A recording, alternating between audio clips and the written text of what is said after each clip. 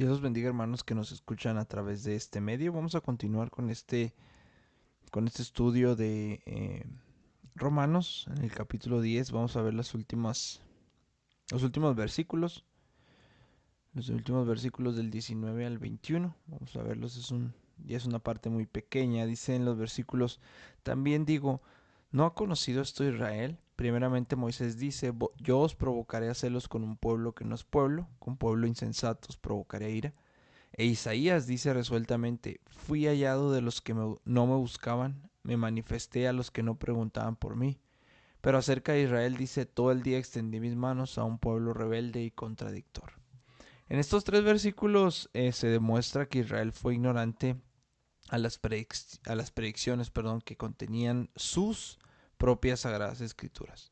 Esta verdad está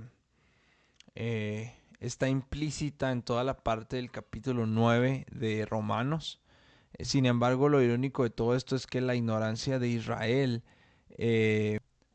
lo irónico es que la ignorancia de Israel no estaba basada en una carencia de verdad, porque cuando hablamos de ignorancia por lo regular hablamos de gente que no tiene toda la verdad o que tiene la verdad a medias. Sin embargo, no era el caso de Israel.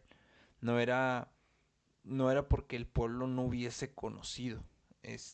Ya vimos en los capítulos anteriores que Dios llamó a Abraham y a sus descendientes para el propósito de que fueran benditas en él, en su simiente, todas las familias de la tierra.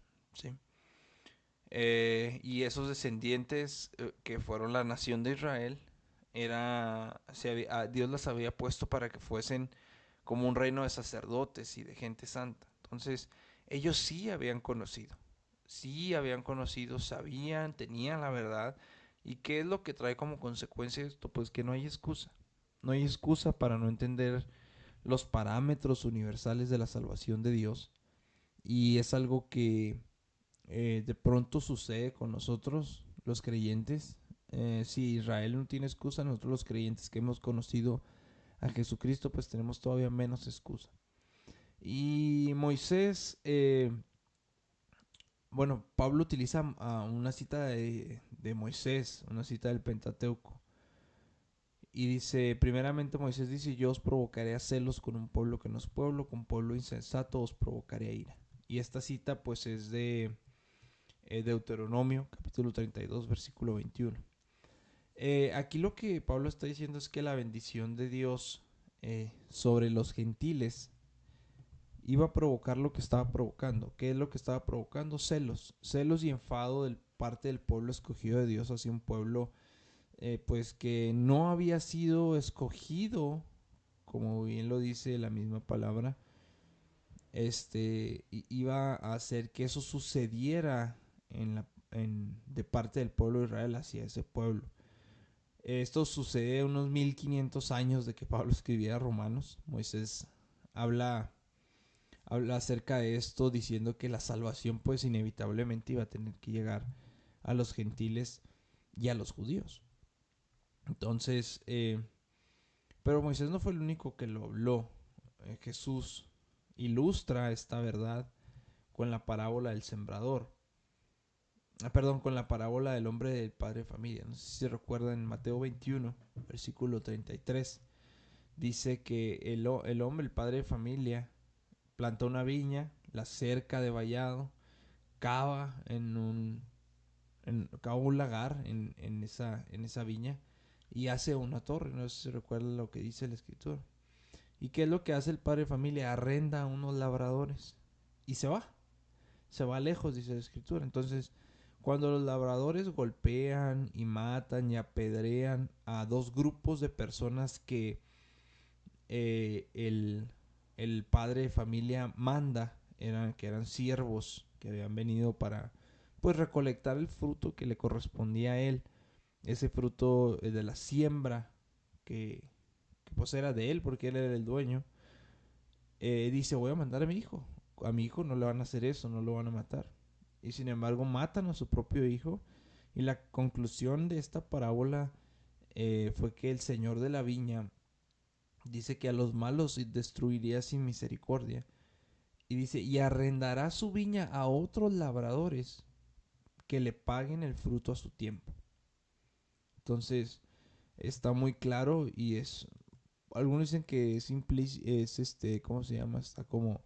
No se sabe si es a los gentiles o no, pero creo que está implícito y es muy claro que se refiere a esta Jesús al alcance de los gentiles como tal. Después, en el versículo 20 de Romanos, Pablo hace otra cita, pero en esta ocasión cita a Isaías. Cita a Isaías eh, que el profeta resueltamente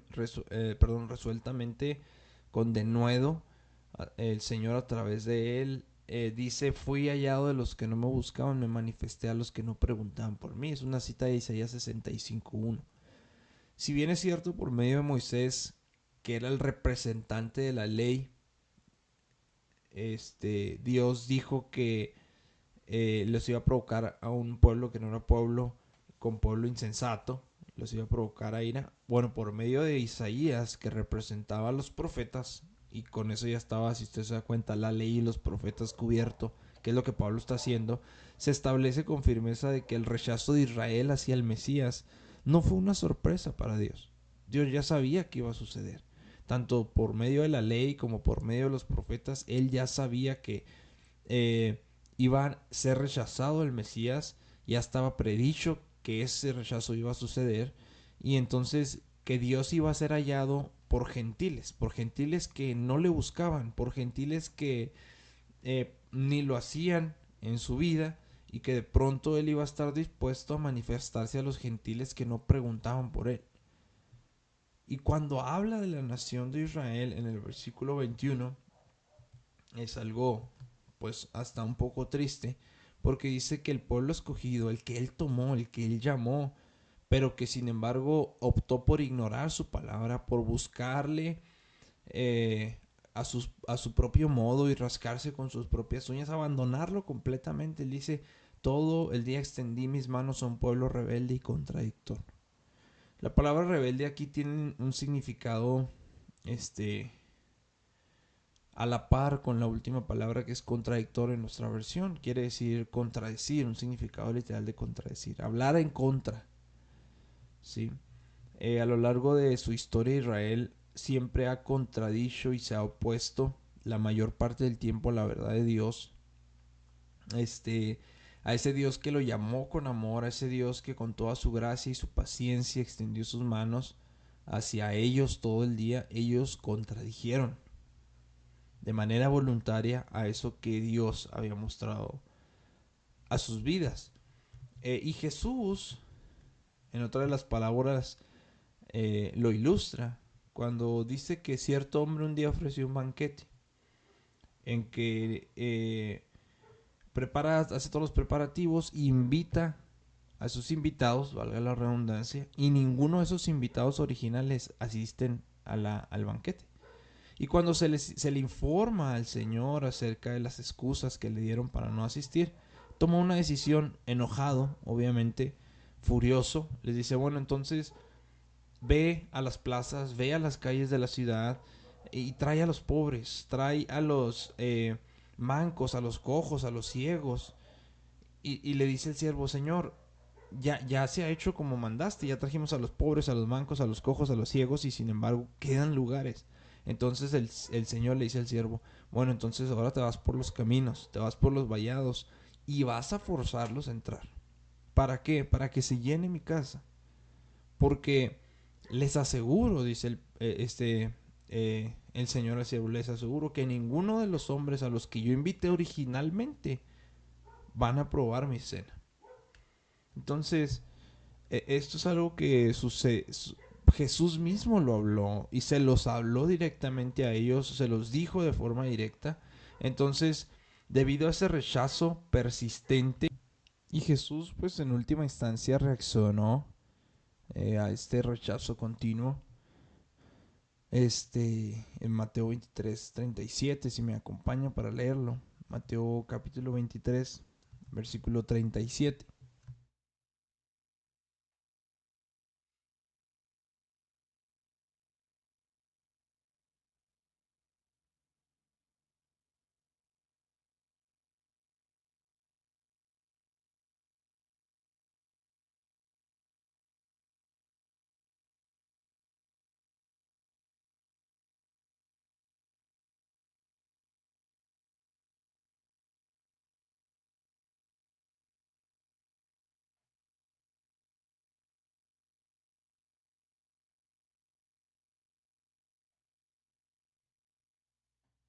Mateo 23:37 dice: Jerusalén, Jerusalén, que matas a los profetas y apedreas a los que te son enviados. ¿Cuántas veces quise juntar a tus hijos como la gallina junto a sus polluelos debajo de las alas? ¿Y qué dice? Y no quisiste. Estamos aquí en esta sección ante un trágico y monumental fracaso de parte de una nación que desconocieron, y no nada más desconocieron, rechazaron a Dios, a Jesucristo, a la fe, a la palabra, y la sustituyeron por un falso Dios, por un falso Mesías, por una falsa fe, por la palabra la sustituyeron por costumbres y por traiciones, solo por gusto y por conveniencia como tal. Entonces, no entendieron en realidad el alcance de la salvación por aferrarse a esos prejuicios orgullosos, y pues fallaron como la nación testigo de Dios, como la nación que había sido escogida para ser de testimonio. Eh, este tema, amados, es algo que de pronto lo podemos comparar con la iglesia actual, con la iglesia de los gentiles, porque de pronto tendemos a sustituir al verdadero Dios, al Dios de la Biblia, a el verdadero Mesías, a la fe verdadera que va acompañada de obras, a la palabra de Dios que es tal como está y la hacemos a nuestra conveniencia en ocasiones, a nuestro gusto. Y eso es algo que debemos de tener mucho cuidado, porque ya le pasó a una nación y fueron excluidos momentáneamente para darle paso a otras naciones que somos nosotros los gentiles. ¿Y qué nos dice que no nos pueda pasar a nosotros? Sí, o sea, si a los originales les pasó, pues en mi lógica es pues cuánto más a mí no me puede pasar. Si les pasó a los que fueron, los que recibieron el llamamiento original, cuánto más a nosotros. Entonces debemos de tener cuidado en estas áreas de nuestra vida, en estar conscientes del Dios que estamos sirviendo, en estar conscientes del señorío de Cristo, en estar conscientes de la verdadera palabra de Dios, en estar conscientes de la verdadera fe que produce obras, porque una fe sin obras es muerta, y andar caminando de esta manera, ¿no? En la verdadera fe, para que no nos pase como les pasó a los judíos, que en última instancia ellos siguen creyendo que están bien cuando no están bien, están en contra de la palabra de Dios, en contra de Dios, en contra de la fe, en contra de Jesús, del Mesías, en contra de la palabra misma de Dios, y ellos a su vez piensan que están haciendo lo correcto. Entonces es algo bien sutil que nos puede pasar, pero que debemos de tener cuidado. ¿Cómo? Pues estando haciendo de manera continua autoexámenes para ver si estamos en la manera correcta, para ver si estamos creyendo bien, si nuestra fe está puesta en el Dios verdadero, si nuestra fe es verdadera como tal, si está produciendo frutos, si no está produciendo frutos, si estamos creyendo en la palabra de Dios o si estamos creyendo en la palabra del hombre, y estar viendo todo esto, porque gracias a Dios tenemos acceso aún, y podemos comprobar si estamos en el error o no estamos en el error. Entonces, no fallemos como falló Israel, ignorando y dejando de cumplir el propósito por el cual Dios llamó a esa nación testigo. Ahora nosotros somos los testigos y debemos de continuar con la labor que Jesucristo nos llamó, que es ir a ser discípulos a todas las naciones. Dios los bendiga, hermanos.